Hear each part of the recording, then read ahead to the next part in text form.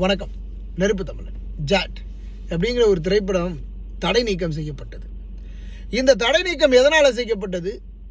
தமிழகத்தில் இருக்கக்கூடிய தமிழ் தேசிய போராளிகள் அனைவருமே களத்தில் இறங்கி போராடியதனுடைய ஒரு நல்ல ஒரு விடயம் இதுதான். தெலுங்கர்கள் தமிழர்களை எந்த அளவிற்கு கொச்சப்படுத்துகிறாங்க, கேவலப்படுத்துகிறாங்க அப்படிங்கிறது உண்மையிலேயே மானமுள்ள தமிழனுக்கு புரியும். ஆனால் விடுதலை புலிகள் என்பவர்கள் தமிழ் சமூகத்தினுடைய எல்லைக்குள்ள சாமிகள் எங்களுக்கெல்லாம். எங்களுடைய எல்லை சாமியை இவங்க தாங்க. தமிழர்களினுடைய முன்னோர்கள் சாமிகளாக நாங்கள் பார்த்தோம். விடுதலை புலிகளை இன்றைக்கு எங்களுடைய குலத்தினுடைய இனத்தினுடைய சாமிகளாக நாங்கள் பார்க்குறோம். அதில் இருக்கக்கூடிய பெண் போராளிகள் உட்பட இனத்தினுடைய விடுதலை புலிகள் வரையிலேயே அந்த ஜாட் திரைப்படத்தில் எவ்வளவு கொச்சப்படுத்தி கேவலப்படுத்தி அந்த படத்தை இயக்கியிருக்கிறான்னா அப்போ அவனுக்கு எவ்வளவு திமிரு இருக்கும். இதுதாங்க தெலுங்கனினுடைய புத்தி.